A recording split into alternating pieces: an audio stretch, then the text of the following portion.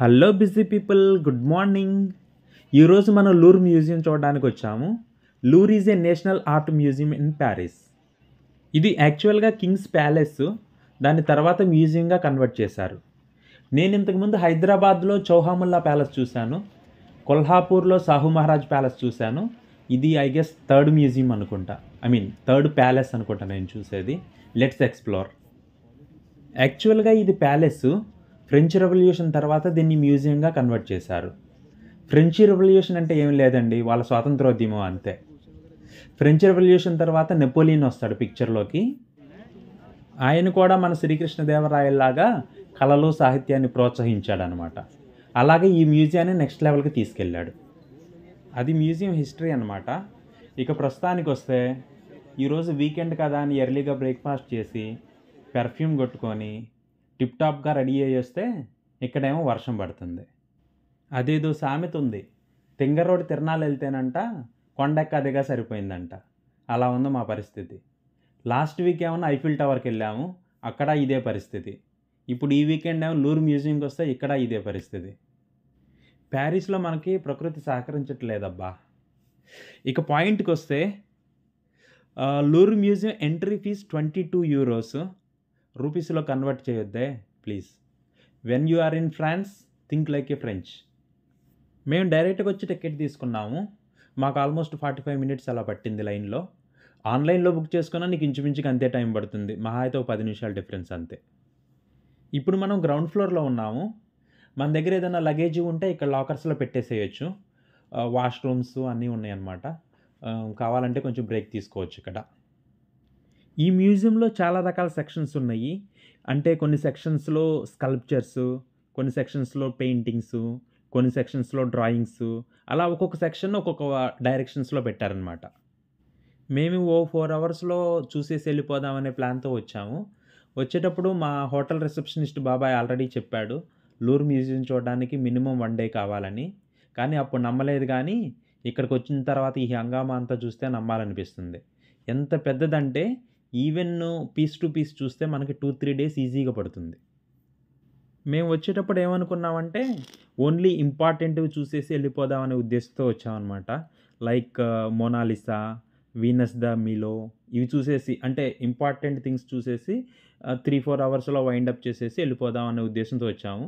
కానీ ఇక్కడికి వచ్చి ఒక గ్యాలరీలో నుంచి ఇంకో గ్యాలరీలోకి వెళ్ళడానికే మాకు ఆల్మోస్ట్ 1/2 hour 1 hour అలా పట్టిందనమాట.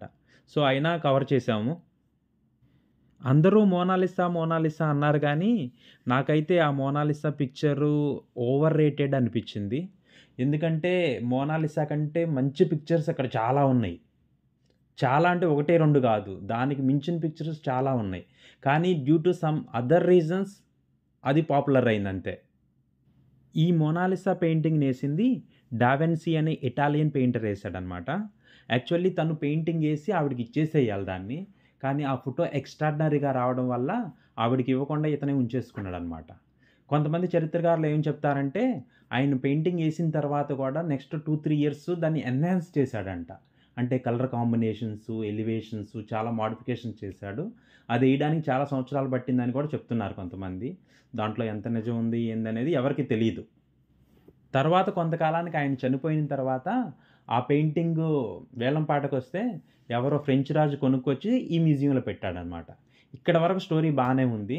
తర్వాత ఏం జరిగిందంటే 1911లో ఎవరో ఇటాలియన్ సిటిజన్ మా పెయింటింగ్ని మీ మ్యూజియంలో పెట్టుకున్నారేందని దాన్ని దొంగతనం చేసి వాళ్ళ దేశం తీసుకెళ్ళిపోయాడంట. అప్పుడు ఏమైందంటే ఇక్కడ లోకల్ న్యూస్ ఛానల్స్, టీవీలు, రేడియోలు అన్నిటిలో ఇంక ఇదే న్యూస్ అనమాట, మన మోనాలిసాని ఎవరో తీసుకెళ్ళిపోయారని. సో ఇప్పుడు మన సోషల్ మీడియాలో వైరల్ అయినట్టు ఆ రోజుల్లో కూడా ఇంక వైరల్ అయిందనమాట. మొత్తానికి ఎలాగలాగా 3-4 సంవత్సరాలు కష్టపడి 1914లో ఈ పెయింటింగ్ని మళ్ళీ తీసుకొచ్చి ఈ మ్యూజియంలో పెట్టారనమాట. అప్పటికే వైరల్ అయింది కదా ఈ న్యూస్. సో అందరూ మ్యూజియంకి వచ్చిన వాళ్ళందరూ ఈ మోనాలిసాని చూడడానికి వచ్చేవాళ్ళు అనమాట. అలాగా మోనాలిసా అనేది పాపులర్ అయిందనమాట. మీరు చూసే ఉంటారు, ఎక్కడ చూసిన పాటల్లో, సాంగుల్లో, ఈవెన్ పొయిట్రీలో ఎక్కడ చూసినా సరే మోనాలిసాని మీరు ఎక్కడో చోట చూసే ఉంటారు, వినే ఉంటారు, లేకపోతే పాడే ఉంటారు. మోనాలిసా కంటే అద్భుతమైన పెయింటింగ్స్, డ్రాయింగ్స్ ఇంకా చాలా ఉన్నాయి. Just because of those reasons Mona Lisa popular అయిందనమాట. Now you got the point right. Let's move on. Mona Lisa తర్వాత మేము చూసింది Venus de Milo, Greece goddess of love. ఈ విగ్రహం ఆల్మోస్ట్ క్రీస్తు పూర్వం 200 సంవత్సరాల క్రితం చెక్కారంట. అంటే ఈ మ్యూజియంలో ఉన్న విగ్రహాల్లో కూడా అన్నిటికంటే పురాతనమైన విగ్రహం ఇది. గ్రీస్ గాడెస్ ఆఫ్ లవ్ అంటే ప్రేమకు దేవత అనమాట, ప్రేమ దేవత గ్రీస్ వాళ్ళకి ఆ రోజుల్లో. నాకు ఈ మ్యూజియంలో నచ్చని విషయం ఏంటంటే, నచ్చని విషయం అని కాదు, కొంచెం ఆక్వర్డ్గా అనిపించిన విషయం ఏంటంటే, ఈ మ్యూజియంలో most of the things A certified. ముఖ్యంగా ఈ విగ్రహాలు అయితే ఆల్మోస్ట్ 70% అవే ఉన్నాయి. కానీ మేబీ ఆ రోజుల్లో, అంటే ఇవన్నీ ఎప్పుడు వందలు వేల సంవత్సరాల క్రితమే కదా, మేబీ ఆ టైంలో వాళ్ళు అలా చెక్కి ఉండొచ్చు. We cannot say anything, right? No comments. ఈ మ్యూజియాన్ని విజిట్ చేస్తే ఆల్మోస్ట్ యూరప్ హిస్టరీ మొత్తం తెలుసుకున్నట్లే. ఆల్మోస్ట్ అన్ని countries like Italy, Germany, Netherlands, అన్ని దేశాలకు సంబంధించిన హిస్టరీకి సంబంధించిన ఫేమస్ థింగ్స్ కానీ, ఫేమస్ పెయింటింగ్స్, ఫేమస్ విగ్రహాలు అన్నీ ఇక్కడ ఉన్నాయన్నమాట. నేను చాలా మంచి మంచి వీడియోస్ షూట్ చేశాను, కానీ అవన్నీ పోస్ట్ చేయట్లేదు. You know why, right? ఇది బెడ్రూమ్ అంట. చూడండి రూఫ్ టాప్ ఎలా ఉందో, అద్భుతంగా ఉంది అసలు. చూడండి, వా సూపర్. కానీ అర్ధరాత్రి మెలకొచ్చి ఇవి చూస్తే ఎలా ఉంటుంది? భయం వేస్తుందేమో.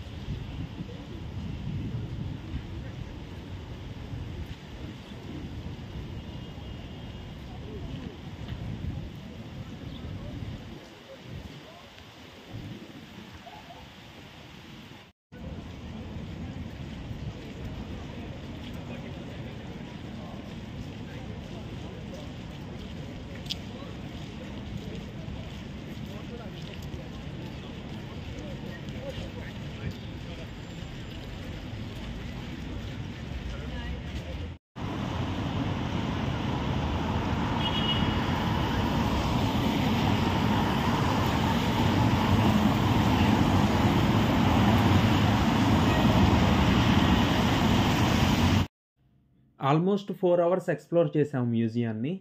చాలా బాగుంది. అద్భుతంగా ఉందని చెప్పొచ్చు. పైసా వసూల్. తర్వాత లంచ్ కోసమని నోట్రా డ్యామ్ సైడ్ ఎళ్తున్నాము. అయినా వర్షం ఇంకా తగ్గలేదు.